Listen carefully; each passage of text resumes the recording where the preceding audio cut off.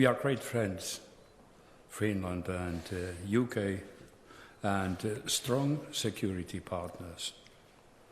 We signed joint statement.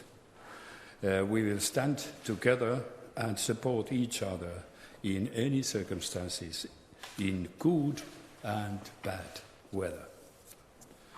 Deepen the cooperation we already have in CEF specifically, on defense, hybrid threats, other critical areas of security. That's what we are doing. These decisions, they strengthen our own security here in Finland and that of Europe and that of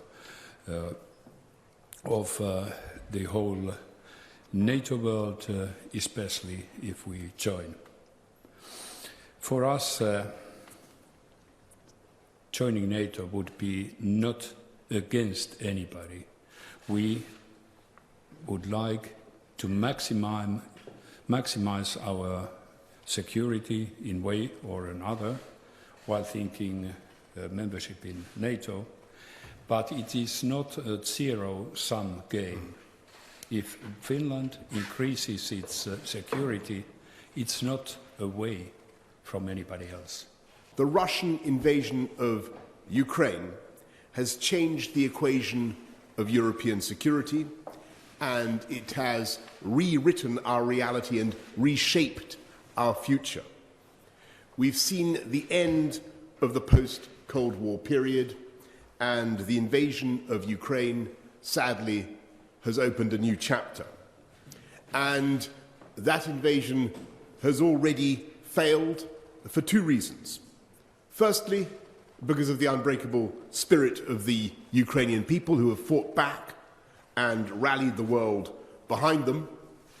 And second, because that Ukrainian struggle for freedom, that heroic fight, has brought the world together in condemnation of this assault on our values. And it would be fair to say that it has also brought Finland and the UK even closer together today. So the security declaration, the solemn declaration we've signed today, ensures that our two nations can intensify our partnership and take it to unparalleled heights, both latitudinal and metaphorical. From the high north to the Baltics and beyond, our armed forces will train, operate and exercise together, marrying our defence and security capabilities and formalising a pledge that we will always come to one another's aid. You said that joining NATO is not against anyone and that this is not a zero-sum game. But through joining NATO, there is now going to be a military ring around Russia that runs from the Arctic, through the Baltics, through Central Europe, all the way to Turkey. Does that not pose quite a lot of danger, given the world view of Vladimir Putin, who doesn't see things in not as a zero-sum game, because you have an 800-mile border with Vladimir Putin and the Russian government? And we have to keep in mind that Finland is already an enhanced partner in NATO. There's no doubt in anybody's mind that Finland is part of the West, like we have learned to call it. So the change would not be that radical. When we think about security, we think how to defend our country. And if we want to maximize our security, that means to maximize defense of our country. And when I say that it's not away from anybody, well, nobody can hurt, because somebody wants to protect herself. So, in my thinking, this is quite simple, actually. We increase our security and we do not take it away from anybody. It is not a zero-sum game. Prime Minister Johnson has called this declaration historic. What's the main difference before and after the declaration?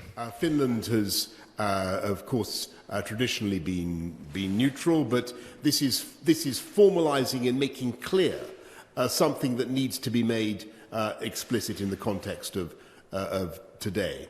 And that is that in the event of an attack on either of us, we will come to each other's support upon request. And as Sauli has just said, it goes further than that in the sense that it also means that we will cooperate further on intelligence sharing, on taking care to protect ourselves against cyber warfare, on defence procurement, on joint exercises, which we already do together, as Sauli was just saying. So all those we will now develop, and this declaration will be the basis for further work.